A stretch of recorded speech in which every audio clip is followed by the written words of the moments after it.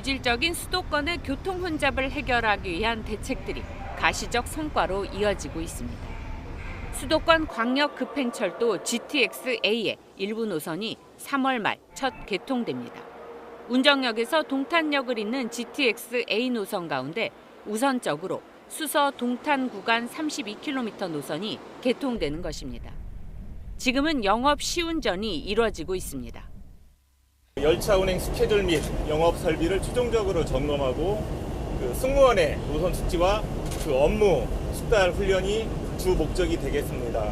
GTX 차량 간의 어떤 견인 훈련, 그다음에 승객 대피 훈련 등이 지금 영업 시운전 기간에 총 4회에 걸쳐서 지금 계획이 돼 있습니다.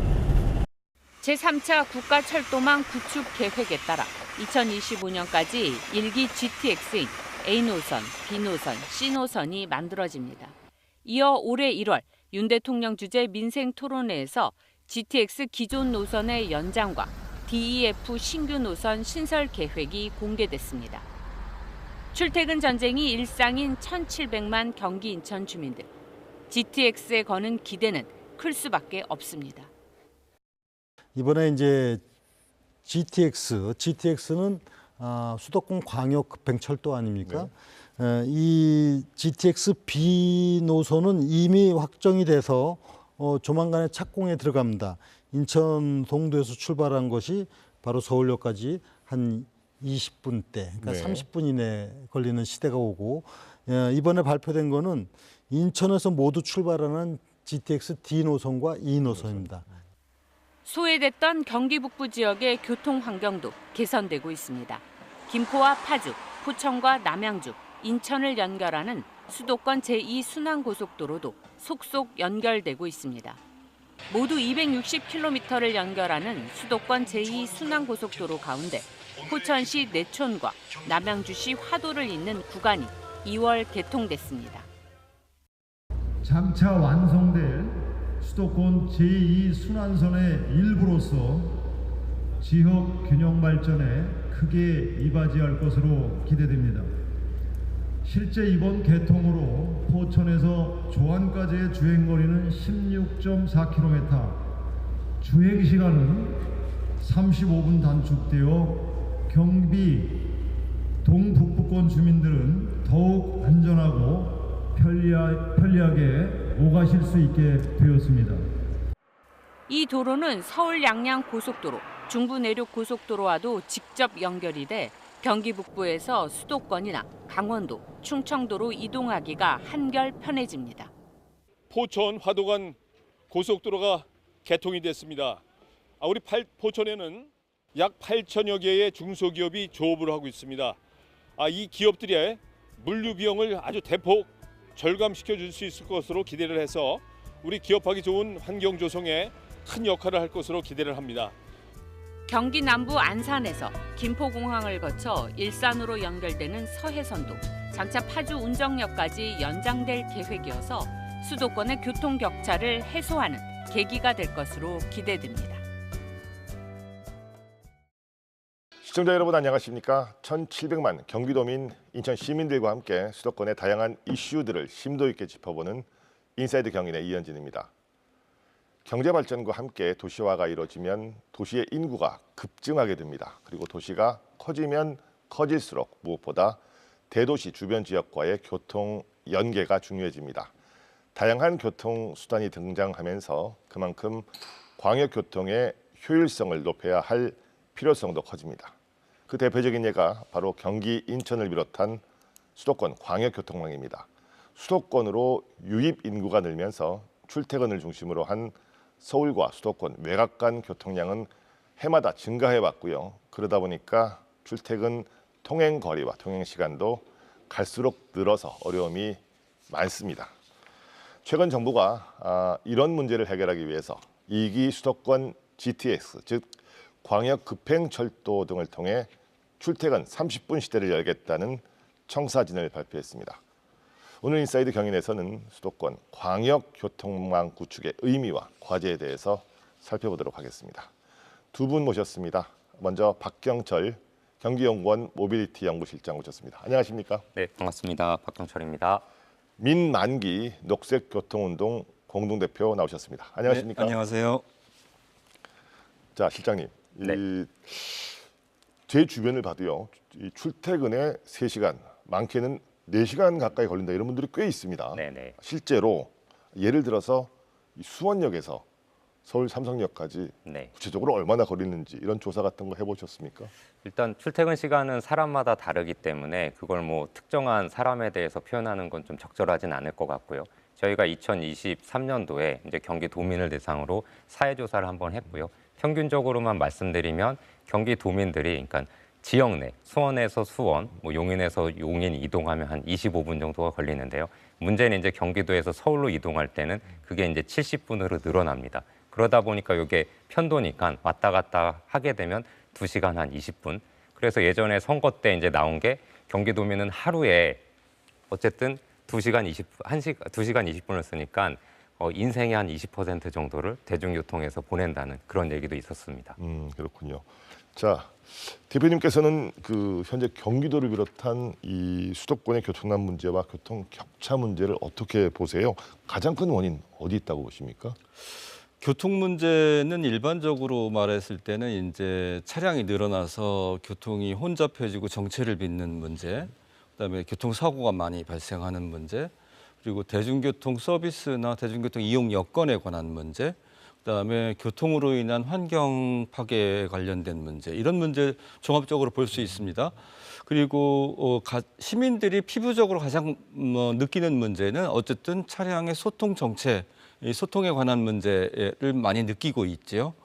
근데 이 문제는 도로 확장이나 시설 확장이 자동차 증가를 다 커버할 수가 없기 때문에 결국은 수요 관리가 아니고서는 해결하기 어려운 문제라고 생각되고요. 수도권의 교통 문제라고 한다면 이런 일반적인 문제에 덧붙여서 전국적인 범위에서 얘기한다면 수도권 집중에 의해 가지고 이 인구와 차량이 다 몰려온 문제, 그러니까 문제가 심각해지죠. 두 번째는 수도권 내부적으로 얘기한다면은 개발 확산, 뭐 스프롤이라고 이제 하는데 개발 확산에 관한 문제가 있고 또 신도시를 개발한다든가 하면서 직장하고 주거지가 원거리가 되고 그럼으로 인해 가지고 교통 수요가 굉장히 증가하고 승용차가 많이 이용되어지고 이렇게 하면서 나타난 문제가 수도권 교통 문제, 광역 교통 문제라고 할 수 있어요.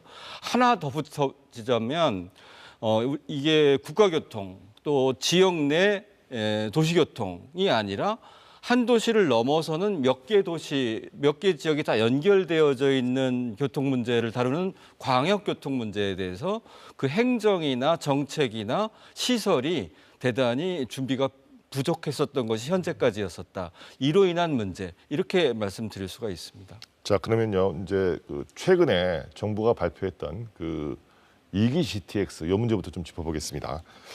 1기 때하고는 어떻게 달라진 건지 큰 그림부터 좀 정리를 좀 해주십시오. 원래 GTX는 뭐 2010년 그 이전부터 나온 얘기긴 합니다만 국가 철도망 계획에 이제 ABC 노선이 확정돼서 들어간 것은 16년이고 16년부터 이제 25년까지 이 계획을 그 제3차 철도망 계획이 있었는데 이거에다가 이제 이게 ABC 노선 기존 노선입니다. 근데 여기에 이제 올해 1월 25일이었나요? 그 대통령께서 주재하신 민생 토론회에서 DEF 이 새로운 노선 3가지를 추가로 발표를 하셨고 ABC에 대해서도 연장하는 그런 안을 발표를 했습니다. 그래가지고 지금 GTX라고 한다면 이후에 어떻게 변경이 있을지는 모르지만 ABC, DEF에서 6개로 지금 얘기가 되고 있습니다. 네, 그렇군요. 그러니까 크게 보면은 기존의 ABC 노선에서 DEF 3개 노선이 신설이 되고 네. ABC 노선도 연장안이 발표됐다. 이렇게 정리를 할 수가 있겠습니다. 자, 그러면 요 6개 노선 가운데 특히 그 GTX A 노선 일부 구간 요게 이제 다음 달 개통을 합니다. 수서 동탄. 요게 개통이 되면 어떤 효과가 가장 먼저 기대가 될까요? 글쎄요. 일단은 GTX의 첫 번째 구간이 이제 개통이 되는 건데 이 개통이 사실은 이제 광역교통시설이 우리나라 특히 수도권의 교통이 한창 모자라는 부족한 미흡한 문제였었는데 그중에서도 고속 서비스를 제공하는 게 가장 모자랐습니다. 근데 이 최초의 고속 서비스를 제공하는 광역교통수단이 개통이 되는 겁니다. 그렇지만 돈이 엄청 많이 들어가고 시간도 많이 들어갔습니다만은 개통되는 게 6분의 1도 아니고 말하자면 6분의 1의 반인 12분의 1이고 그리고 그것이 3월에 개통되어지는 거는 A 노선의 반이었고 그 반은 하반기 개통이고 이 전체 A 노선 전체가 운영되는 것은 내년에나 되고 그다음에 완전하게 모든 역사가 다 가동되어지는 것은 28년 이후에나 될 것 같습니다. 그래서 실제로 그 기대한 효과가 금방 피부적으로 느낄 정도로 대규모로 나타나지는 좀 어렵지 않느냐. 금방 나타나기는 어렵다. 이렇게 말씀드리겠습니다. 네, 어쨌든 이 GTX A 노선의 수소동탄 구간, 요거는 이제 다음 달 개통을 하니까 19분 네. 상당히 좀 단축된다고는 봐야 되겠습니다. 자, 박영철 실장님. 네. 우선 뭐 기본 개념부터 좀 정리를 한번 해보죠. GTX 정확하게 어떤 말입니까 이게? 일단 GTX의 설명을 하려면 사실 경기도가 2007년도에 동탄 이 신도시의 광역교통 개선 대책을 수립을 했습니다. 이제 동탄 이 신도시 같은 경우는 엄청 큰 규모의 광역교통 개선 대책인데 이걸 이제 승용차로 처리하기는 엄청 힘들죠. 그러면은 철도, 대중교통으로 이용 수요를 좀 분산시켜야지 되는데 사실 그 당시에 승용차를 통해서 서울로 출퇴근하면 1시간 정도 걸리는데요. 대중교통, 철도를 이용하면 한 70분이 걸렸습니다. 그러니까 어떻게 보면은 승용차를 이용하는 게 아무리 저희가 막힌다고 해도 더 빠른 거죠. 왜냐하면 철도가 느리니까. 그래서 이렇게 느려서는 도대체 사람들한테 대중교통을 이용하라고 할 수 있는 명분이 없다 보니까 좀 빨리 가는 철도를 구상한 거고요. 근데 철도가 느린 사유가 이제 철도가 빨리 가려면 이제 직선으로 달리면 되는데 이제 뭐 지작물도 있고 아파트도 있고 하니까 꾸불꾸불 달리다 보니까 속도가 너무 느린 거죠. 그러면 어떻게 직선화할까 고민하다가 야 그럼 땅 밑으로 들어가자. 그럼 깊이 들어가면 직선화가 유용하지 않겠느냐고 해서 저희가 이제 40m 밑으로 그래서 이제 대심도라는 용어가 나온 거거든요. 그래서 이제 대심도 밑으로 들어가서 직선화 시키면 이제 저희가 최고 속도가 이제 한 180km, 이제 표정 속도는 100km. 이 정도면 이제 그 당시에 동탄에서 강남까지 18분이면 가능하니까 이 정도면 가능하지 않겠느냐고 해서 나온 게 대심도 GTX 노선이고요. 그래서 이 부분을 저희 경기도가 2009년도에 이제 발표를 하고 국가망에 반영을 해달라고 요청을 했는데 문제는 이제 GTX죠. 국가에서 보니까 이거 경기도가 건의했는데 G야. 그럼 이거 경기도 아니야. 왜냐면 그때 KTX는 이제 코리아였거든요. 그러니까 국가에서는 약간은 우리가 대장인데 지자체에서 건의한 거에 대해서 약간 그 내부적으로 좀 이런 흐름이 있었습니다. 그러다 보니까 우리가 이게 GTX의 G가 경기도의 G가 아니다. 이거 글로벌이나 그 당시에 그린, 그때 이제 녹색교통 이런 게 화두가 됐으니까 또 그레이트. 그래서 이렇게 중의적인 의미다라고 얘기를 해서 GTX가 이제 그레이트 트레인 익스프레스라는 명분으로 이제 국가에 건의를 했고 2011년도에 제2차 국가철도망에 반영되었습니다. 그렇군요. 자, 그러면 이게 이제 총 6개 노선으로 네. 이제 나눠져 있습니다. 현재 그러면 요 각 구간별로는 추진 상황이 어떻게 지금 진행되고 있는 겁니까? 좀 전에 뭐 민 대표님이 얘기는 해주셨지만 A 노선 같은 경우는 이제 올해 3월달에 이제 부분 개통하고 2028년도에 이제 전체 개통하는 걸로 되어 있고요. B 노선이 이제 인천에서 마석까지 가는 노선인데 이게 이제 올 3월달에 착공해서 2030년 개통 예정. 그다음에 C 노선이 이제 좀 복잡합니다. 상록에서도 오고 이제 수원에서도 오고 위쪽으로 이제 덕정까지 가는 노선인데 이건 이제 올 1월달에 착공을 해서 2028년도 정도에 이제 개통하려고 되어 있고요. 그리고 지난번에 1월 25일 날 윤석열 대통령이 이제 발표한 노선 같은 경우는 이 A, B, C 노선에 이제 연장선들이 포함되어 있습니다. 뭐 동두천까지 가는 거, 그 다음에 평택까지 가는 거, 심지어 뭐 저 밑에 아산까지 가는 부분이 있는데 이 부분은 A, B, C 노선과 동시에 추진하겠다. 물론 지자체에서 돈을 내면 그럼 이 부분은 이제 임기 내 예타를 통과해서 2035년 정도에는 개통을 하겠다고 지금 청사진을 내비치고 있고요. 그 다음에 또 D, E, F가 신설로 되어 있는데요. D 노선 같은 경우는 이제 인천공항에서 그 다음에 또 김포에서 서울 강남을 거쳐서 하남하고 여주, 양평까지 가는 여주에서 뭐 광주 이천까지 가는 노선이 되어 있는데요. 이게 이제 신설이고요. 이 노선은 이제 인천에서부터 서울의 이제 강북을 건너서 이제 왕수까지 가는 부분이 신설로 되어 있습니다. 그다음에 F 노선은 경기 이제 저희가 순환철도라고 그래서 경기도 외곽으로 크게 돌아가는 노선인데 이렇게 되어 있는데 일단은 F 노선 같은 경우는 너무 이제 사업 규모도 크다 보니까 2단계로 밀렸고요. D하고 이 노선에 대해서는 임기 내 예타를 통과해서 2035년도에는 완공하려고 이렇게 언급돼서 그다음에 거기에 맞춰서 지금 국가에서 추진하고 있습니다. 그렇군요. 자, 그러면 민 대표님, 이 정부가 내놓은 구상들 여러 가지 이제 저희가 간략하게 정리를 해봤는데 이게 다 완공이 되면 수도권 교통난 해소에 어느 정도나 효과가 있을 거라고 전망하십니까? 이 질문은 사실은 엄밀하게 따지면 답변이 어려운 질문이에요. 다 완공이 될 수 있을지 없을지 너무 변수가 많이 남아 있고 특히 DEF 경우에는 대통령께서 발표를 했지만 뭐 국가 계획에 포함이 돼 있다거나 그런 상태가 아니고 그런 국가 계획으로 포함이 되기 위해서 절차를 밟아서 그런 조건을 맞췄을 때만 들어가게 되거든요. 또 그 과정에서 여러 가지 예타라든지 이런 게 잘 통과가 되지 않으면 사업 계획의 변경이 수반될 수밖에 없는 그런 점들이 있어서 다 된다면이라는 얘기가 좀 쉬운 문제가 아니다.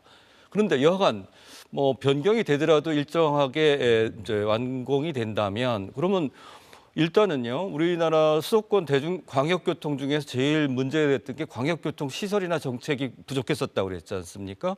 이게 이제 공급이 되는 거고 더군다나 가장 미흡했던 고속 서비스가 공급이 되는 거라서 그 개선 효과가 확실히 나오긴 할 겁니다.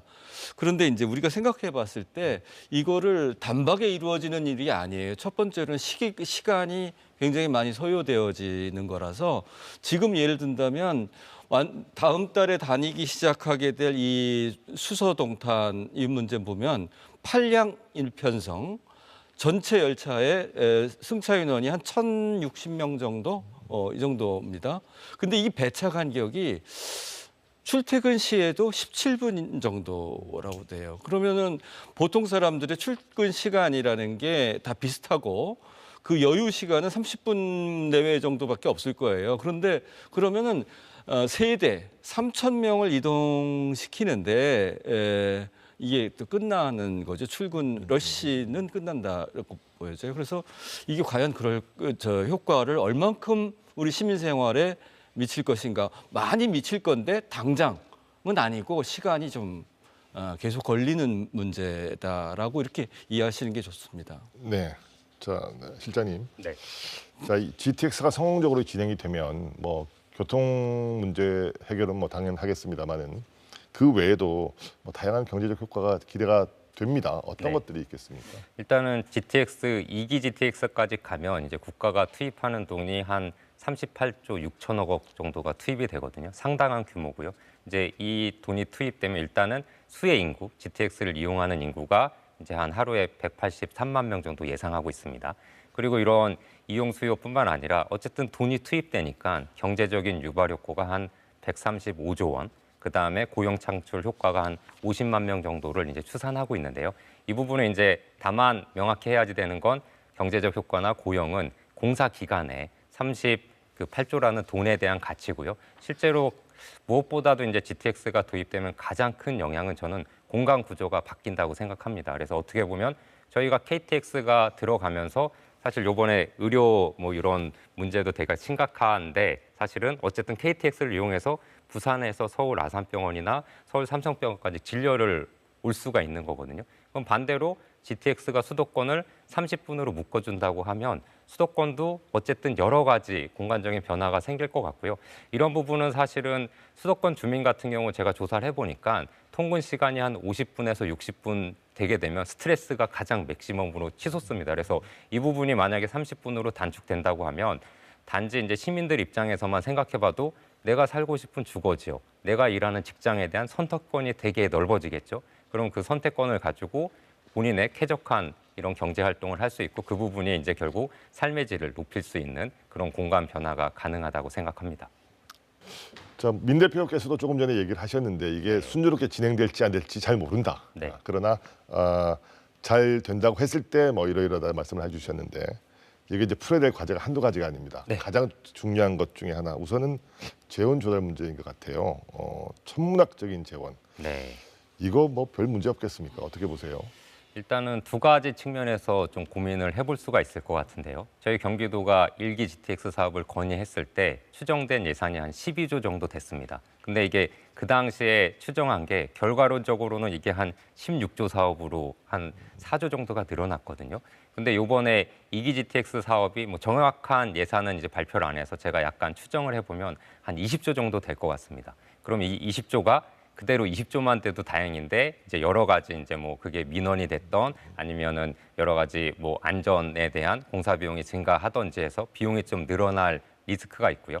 두 번째는 이 20조에 대한 재원 조달 방안으로 정부가 제안한 거는 민간 투자 사업입니다. 한 50% 정도는 민자에서 적극적으로 조달하겠다는 내용으로 이제 발표를 했는데 문제는 GTX A, B, C 사업을 보면 A 사업은 저희가 민간 투자를 했을 때 경쟁이 됐습니다. 몇몇 건설사들이 이제 경쟁이 될 만큼 이제 사업성이 좋다고 판단을 했는데 B하고 C 사업은 사실 제대로 못 갔습니다. 예타도 통과 못했고 그러다 보니까 이게 민간 투자 사업으로 기획을 하려고 하다 보니까 어쩔 수 없이 일부는 재정 사업으로 돈을 투입했습니다. 그래서 내가 이 정도 돈을 들여서 어떤 구간을 만들어 줄 테니 나머지만 너희들이 한번 해봐 해서 B하고 C 사업은 저희가 민간 사업자를 공모했을 때 단독으로 응찰이 됐습니다. 그만큼 이제 사업성에 대한 개런티나 리스크가 있다는 거고요. 그럼 이제 어떻게 보면은 아무것도 없는 상태에서 A, B, C도 이렇게 힘들게 됐는데 D, F는 GTX A, B, C가 있는 상태에서 들어간다는 노선이거든요.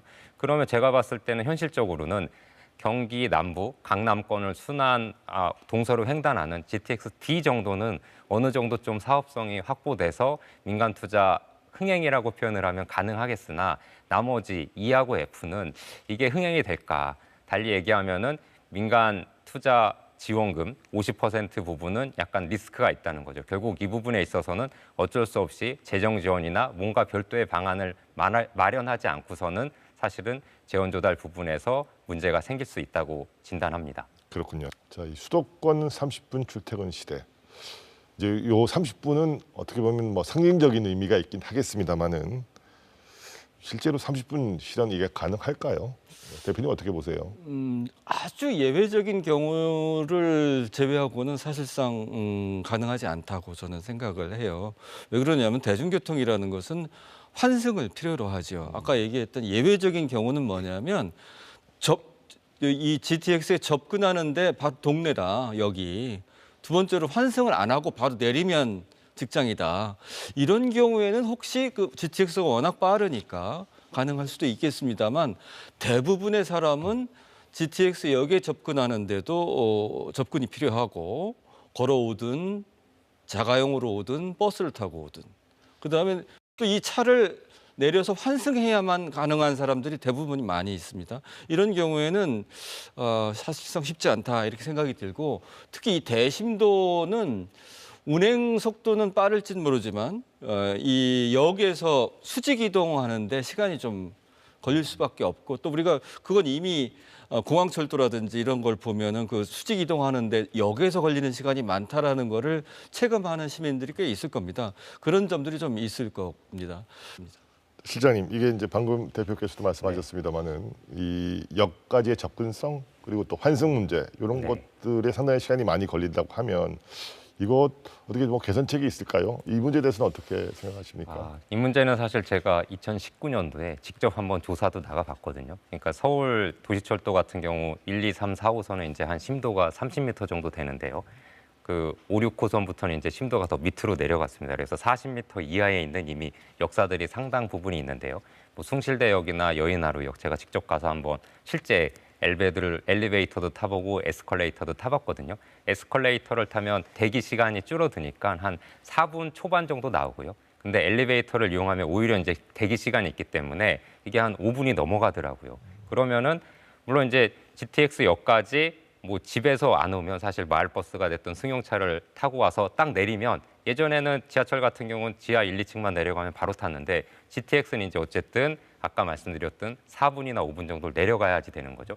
그렇게 해서 내려가는 것까지는 좋은데 내려갔는데 해필이면 또 배차 간격이 서울 같은 경우는 첨도시 한 3분 40초마다 지하철이 오는데요. GTX는 이제 뭐 저희가 계획은 뭐 7분, 8분 이렇게 잡고 있는데 수서동탄 한 15분 정도라고 합니다. 그러면은 운이 나쁘면 딱 왔는데 GTX가 떠나면 15분 기다립니다. 그럼 이미 역사 내에서만 5분 더하기 20분입니다. 그러면 30분이 되려면 10분 안에 달려가야지 되는데 지금 정부에서 발표한 건 수서에서 동탄까지 한 17분이니까 이미 30분은 깨지는 거죠.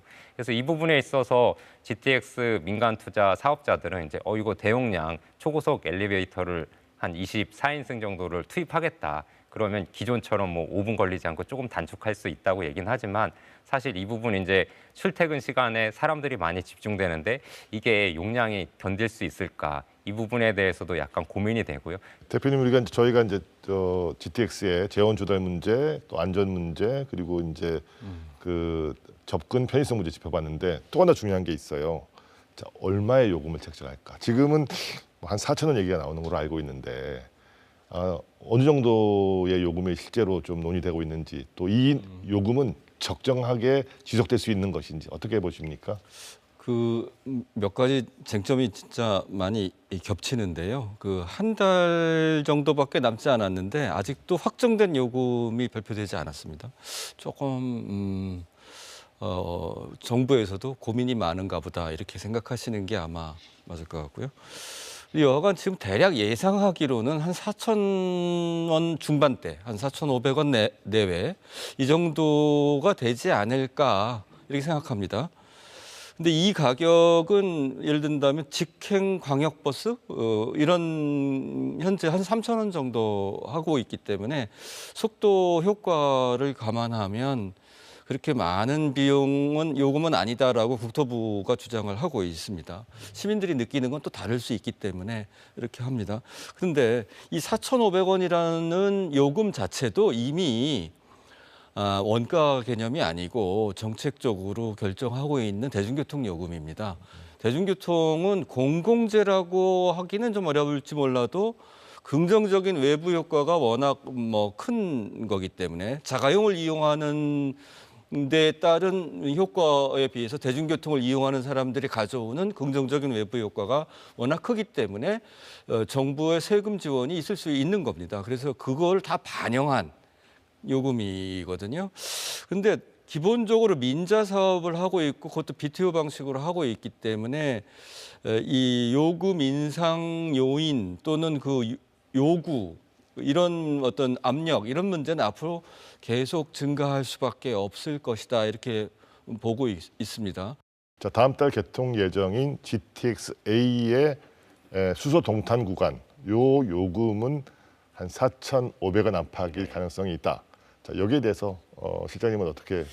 GTX는 민간 투자 사업으로 들어간 사업이기 때문에 민간 투자 사업은 투자한 만큼 원가를 해소해야지 되니까 서비스 원가주의로 요금이 책정됩니다. 그러니까 이 부분이 아마 국토부가 제 생각에는 엄청 많은 고민을 했겠죠. 왜냐하면 원가를 해소하려면 한 지금 4,000원대가 아니라 5, 6,000원을 받아야지 됐을 수도 전 있다고 보는데요. 그나마 국토부가 숨통이 트인 배경은 최근에 이제 신분당선 신사역이 개통이 되면서 신분당선이 뭐 광교에서부터 신사까지 가면 4,100원입니다. 그러니까 기존에는 이제 사람들 머릿속에 광역버스 한 3,000원대를 생각하다가 신분당선이 이제 광역 철도 요금 4,000원 시대를 열었으니까 국토부 입장에서는 사람들이 타네? 야, 그러면 4,000원 중반도 가능하지 않을까? 이건 이제 순전히 제 추측성이고요. 국토부가 그렇게 생각했는지는 제가 잘 모르겠습니다.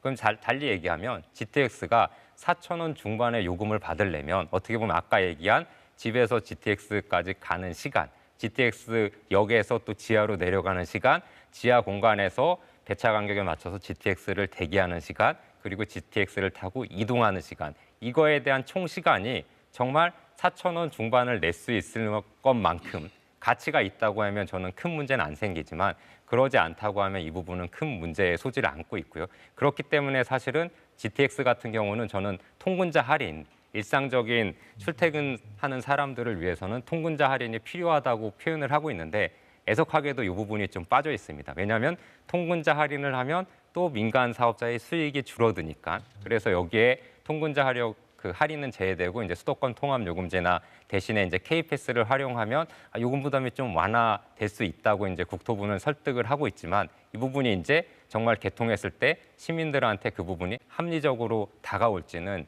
저는 이제 한번 판단을 해보고 평가가 필요하다고 생각합니다. 자, 요즘에 우리 수도권 주변에 이 아파트 분양 광고 이런 거 보면요. 네.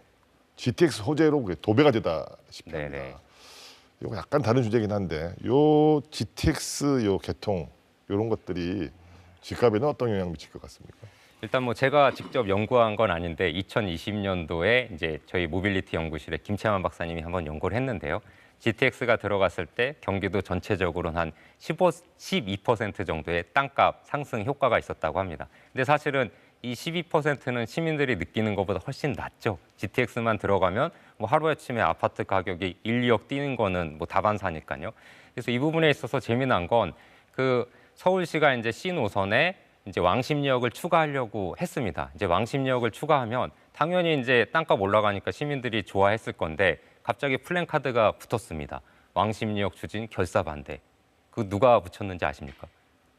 바로 옆 동네 청량리역 주민들이 붙인 겁니다. 왜냐하면 GTX에 대한 부동산의 효과를 나만 누려야지 되는데 옆 동네 왕십리에서 갑자기 추가역을 만든다고 해. 물론 이제 다행히 추가역은 이제 신설은 됐는데요. 이만큼 사실 부동산의 영향이 크고 그렇기 때문에 사실 어떻게 보면 이런 민감한 효과 때문에 GTX가 왜곡되는 그런 현상들도 많습니다. 그래서 이 부분에 있어서는 사실은 GTX가 부동산을 위해서 만든 건 아니거든요. 출퇴근 시민들의 스트레스를 좀 해소시켜주고 삶의 질을 높이기 위해서 만든 건데 특정 계층, 특정 지역이 부동산의 효과를 독점하고 그것 때문에 적자나 만약에 재정 효율성이 떨어진다고 하면 이 부분은 저는 국가 재정 측면에선 정말 합리적인 노선이나 운영 방안이 필요하다고 생각합니다.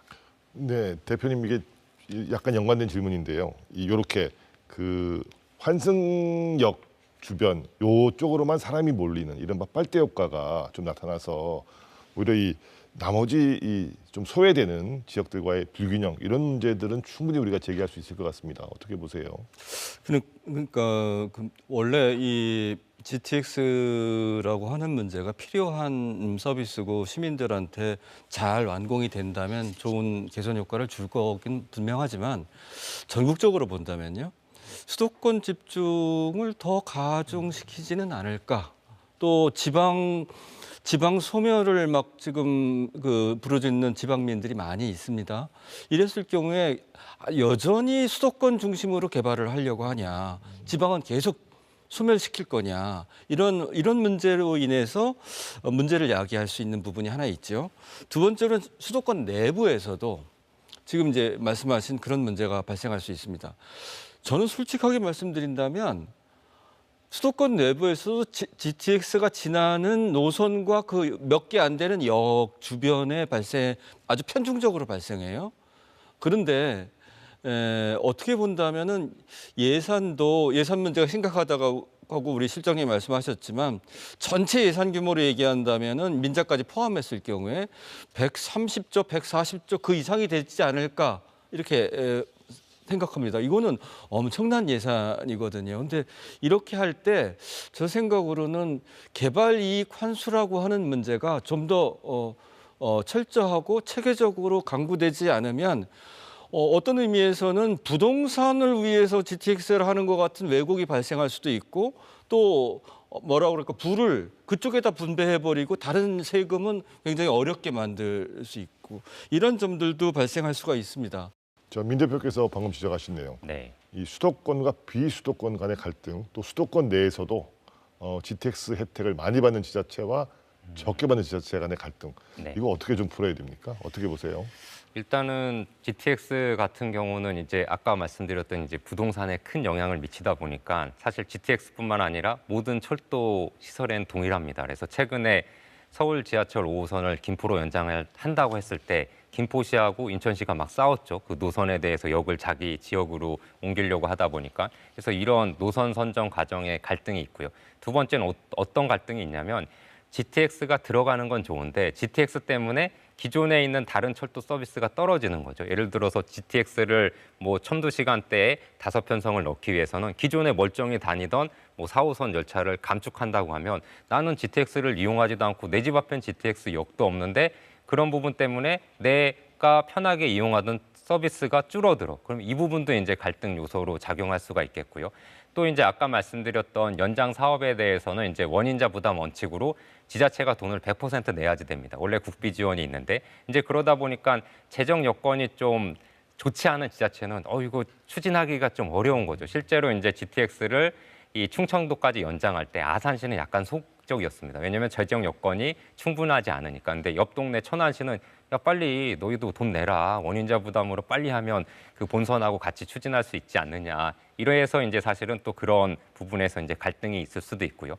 또 이제 2기 GTX DEF를 추진하다 보면 어느 노선은 빨리 가야지 되는데 해필이면 이번에 동시에 추진하겠다고 표현을 했습니다. 그럼 뭐냐면 사업성이 좀 떨어지고 민자유치가 잘 안 되는 노선 때문에 제대로 갈 수 있는 노선이 또 빨리 못 가는 거죠. 그럼 나는 빨리 가고 싶은데 쟤랑 같이 가려고 하니까 천천히 가. 근데 수도권의 출퇴근 문제는 매일매일 일상이야. 그러면 이제 지역 주민들은 견디기가 힘든 거죠. 이제 그런 측면 때문에 사실 경기도가 제안했던 2009년도에 GTX도 A, B, C 동시 착공이었지만 실제는 이제 순차적으로 가고 있습니다. 그래서 이렇게 순차적으로 갈 때 우선순위 부분에 있어서도 해당 지역별로 약간의 입장 차이도 있을 수 있지 않나 이런 걱정을 하고 있습니다. 네, 자 GTX를 둘러싼 여러 가지 얘기를 해봤습니다.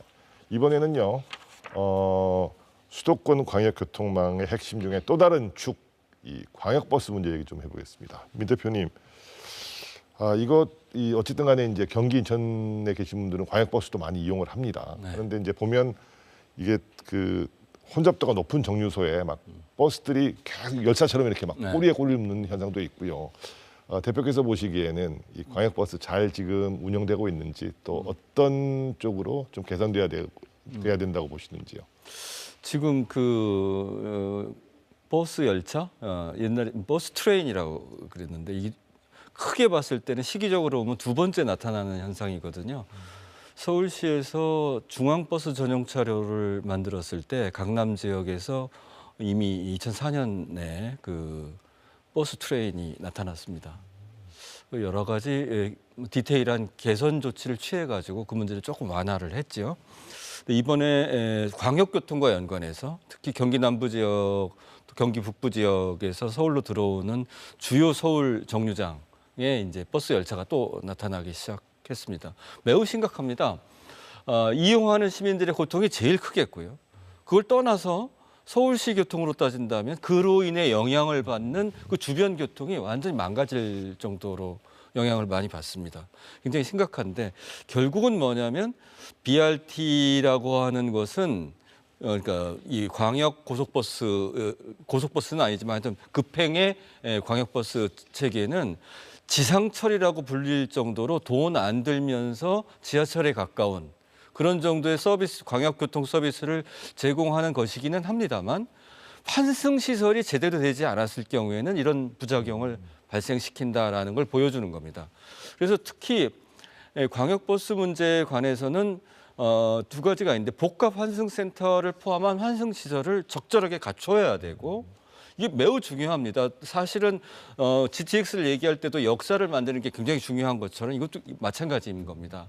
그다음에 두 번째로는 이 서울시 교통하고 경기도 교통하고 이 행정적으로도 대립하고 협조도 잘 안 되고 두 번째로는 서울시로서는 경기도의 버스가 너무 시내 교통으로 들어와 버리면 시내 교통이 망가지니까 힘들어하고 또 경기도에서 출퇴근하는 시민들은 나를 너무 힘들게 한다고 또 힘들어하고 이렇게 하는 문제가 발생하기 때문에 광역교통 문제, 양 지자체 간의 협력 문제, 또 시내교통하고 지역 간 교통, 시내교통하고 광역교통의 환승 문제, 이 문제를 해결해야 되는 거기 때문에 노선 버스만 공급하고 지하철만 공급하고 그런 게 아니라 환승시설, 복합 환승센터의 건설, 우리 GTX A 노선이 내년도에 가서도 전체 개통을 합니다만 삼성역을 무정차 통과한다고 그러는데 삼성역에 복합 환승센터가 들어가는데 이것 때문에 굉장히 서울시 문제있다라고 얘기할 문제가 아니라 이 GTX 같은 시설은 복합 환승센터를 전제로 계획될 필요가 사실은 있는 겁니다. 삼성역만이 아니라 경기도 지역의 역사에서도 환승시설을 대단히 잘 설계해야 될 필요가 있다고 생각합니다. 네. 실장님 보시기에는 이 광역버스 어떤 식으로 좀 개선돼야 된다고 보세요? 이게 아까 그 민 대표님이 얘기한 이제 버스 트레인 2007년도도 이제 그때 이제 서울시가 제안한 게 외곽에 이제 환승센터를 막 찍어놨어요. 그러니까 뭐 어떻게 보면 강남이 아니라 외곽에 이제 양재 이런 데서 환승해서 막 이렇게 했는데 이 부분은 사실은 이게 광역버스의 위상을 잘 몰랐던 정책이라고 좀 판단하거든요. 이제 광역버스 같은 경우는 이제 서울은 500m마다 도시철도가 많잖아요. 그러니까 도시철도 어디에 내려도 도시철도가 이용이 가능하지만 경기도는 심지어 철도역이 하나도 없는 시군도 있습니다. 그러다 보면 이 광역버스가 철도 역할을 대리하고 있고요. 그다음에 이제 광역버스를 만약에 시민들이 이용할 때 경기도에서 내 집 앞에 광역버스 정거장이 운 좋게 있으면 다행이지만 대부분 집에서 나가서 마을버스나 시내버스 타고 가서 광역버스 타고 막 힘들게 가서 야 이제 서울 다 왔다 했는데 서울 입구에서 너 내려 환승해. 이러면 나 이미 환승해서 힘들어 죽겠는데 그래서 이 부분은 사실은 어떻게 보면 시민들의 패턴을 무시한 그런 어떻게 보면 행정 편의적인 정책이 아닐까 생각은 들고요. 이런 것 때문에 사실 최근 3년간 이제 경기도가 증차하려고 했을 때 서울시에서 부동의한 사례가 한 35% 정도 됩니다. 그래서 약간은 좀 억울하죠. 경기도민 입장에서. 더 억울한 건 뭐냐면 경기도에서 광역버스를 이용하는 15% 시민들은 어디서 왔냐면 서울에서 이사 온 사람이에요. 이사 와서 서울로 다시 직장을 다니는 거니까 어떻게 보면 경기도의 광역버스는 경기도만의 문제는 아니거든요. 서울에 살았던 어떻게 보면 서울시장님의 책임도 있는 거죠. 그래서 이런 부분 때문에 사실 서울하고 인천, 경기가 이제 갈등이 있으니 야 이거 수도권 광역교통 문제를 해결하려고 하니까 대도시권 광역교통위원회가 이제 출범을 했지만 이 부분이 사실 아직은 제대로 작동하지 않습니다. 그리고 광역버스는 이런 구조적인 문제 때문에 사실은 국가 사무다 이런 부분이 이제 2020년도에 판명이 됐는데 근데 이제 문제는 이게 국가 사무로 빨리 전환이 돼야지 되는데 아직도 이제 순차적으로 광역버스들이 국가 사무로 전환되다 보니까 이게 완벽하게 국가 사무로 전환되려고 하면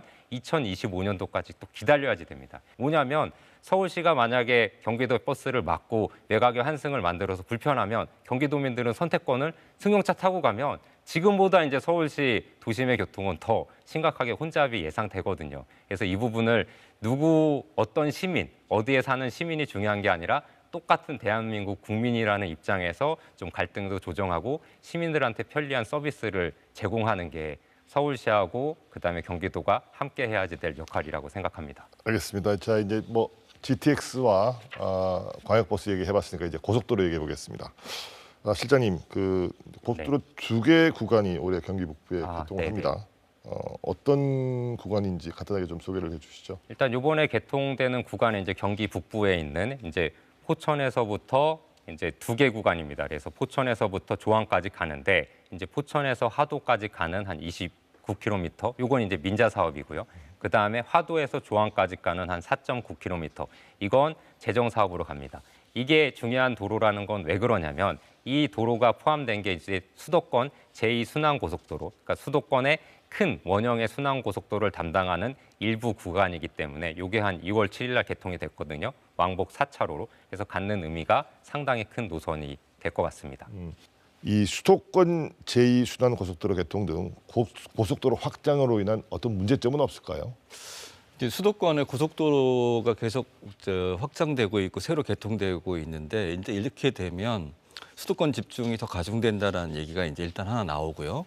두 번째로는 이제 자동차 증가 추세가 약간 완화되거나 좀 감소될 수도 있는 가능성이 생겨나고 있는데 대중교통으로 또 대체하거나 그런데 이제 고속도로가 생겨나면 승용차의 경쟁력이 더 다시 살아나게 되죠. 그럼 자동차가 증가할 거 아닙니까? 자동차가 증가하면 자동차 통행 수요가 증가한다는 거고 또 이렇게 되면 사실은요 이제 브라이스의 패러독스라고 이제 이 역설이 발생을 할 수가 있습니다. 도로 증가가 교통 수요를 도로 불러오는 그래서 도로 증가가 소용이 없게 되거나 또 다른 추가 수요를 발생시키는 이런 문제를 발생시킬 수가 있습니다. 그래서 고속도로 건설이 꼭 좋은 것만은 아니다라고 하는 것을 이제는 좀 우리 국민들도 느끼고 있지 않나 저는 그렇게 생각을 합니다. 네, 끝으로 이 GTX와 수도권 제2고속도로 등 이 수도권 광역교통망 구축의 성공을 위해서 정부와 지자체 특히 어떤 점들을 좀 중점적으로 조심해 가면서 사업을 추진해야 된다고 보시는지 정리를 좀 해주시죠. 저부터 말씀드린다면 일단 교통 문제에 대해서 지금 기후 위기와 관련돼서 탄소 줄이기가 시대적, 지구적 과제가 되고 있습니다만 그거로 얘기한다면 더 심각하고 그게 아니더라도 자동차 교통량을 줄이려고 하는 기본적인 자동차 교통 수요 관리인데 이걸 기본적인 정책의 베이스로 가져가야 된다고 생각을 합니다. 아무리 돈을 많이 들여도 이 자동차 증가와 승용차에 의존하는 교통체계를 놔두고서는 문제를 해결할 수가 없다 이런 얘기고, 그다음에 이제부터는 너무나 지금까지 미흡했던 어떤 광역교통 정책을 체계화할 필요가 있다 이렇게 생각합니다. 광역교통 정책을 체계화하는 과정 중에서 특히 행정이나 그 기구에 관한 문제도 고민해야 될 때다 이렇게 생각합니다. 예를 들어서 교통이라고 하는 것은 접근성, 이동성, 지속 가능성을 다 얘기해야 되지만 특히 광역교통, 그러니까 2개 지자체 이상, 국가사무와 지방사무, 지방사무 간에 이렇게 이해 충돌이 발생할 수 있는 이런 문제에서는 통합성을 추구하는 게 굉장히 중요합니다. 그래서 지자체를 떠나서 국민들이 생활하는 공간 차원에서 이게 광역교통 행정기구가 만들어질 필요가 있고, 그렇게 된다면은 모델 간에 수단 간을 통틀어서 철도, 지하철, 버스를 다 함께 다루고 또 이런 토지용 도시계획하고 교통을 함께 다루고 행정을 함께 다룰 수 있는 그런 통합성을 가질 수 있는 광역교통 행정기구의 개혁도 필요한 상황이다 이런 말씀 드리겠습니다. 네, 자 실장님이 보시기에는 이 수도권 광역교통망 성공적 추진을 위해서 뭐가 가장 중요하다고 보시는지 짧게 마무리해 주십시오. 일단 수도권 교통 문제 핵심은 명확합니다. 해결 방안은 빠른 속도입니다. 그래서 저희가 GTX도 제안을 한 거고요. 근데 이 빠른 속도가 문제는 이 GTX는 빠르지만 행정 속도는 너무 느립니다. 저희가 2009년도에 GTX를 제안을 했는데 반쪽짜리 GTX A 노선이 15년 만인 올 3월 달에 개통이 되거든요. 그래서 이 부분은 전 문제라고 생각하고요. 그래서 여러 가지 솔루션이 있으면 그 솔루션에 대해서 선택과 집중을 통한 행정의 실행 속도가 전 무엇보다 중요하다고 생각을 하고요. 이 속도 얘기가 나와서 방송 속도도 중요하기 때문에 저는 마무리는 이걸로 속도가 생명이다 마치겠습니다. 네, 출퇴근 30분 시대를 열게 될 GTX의 성공적인 운행과 수도권 광역교통망의 효율적인 구축을 위한 정부와 지자체 또 전문가들의 노력 그리고 시민들의 관심이 실질적인 효과로 이루어지길 바랍니다. 그리고 이를 기반으로 해서 우리 수도권 시민들의 삶의 질도 획기적으로 개선되기를 기대해 보겠습니다. 오늘 인사이드 경위는 여기서 마무리합니다. 시청해 주신 여러분 고맙습니다.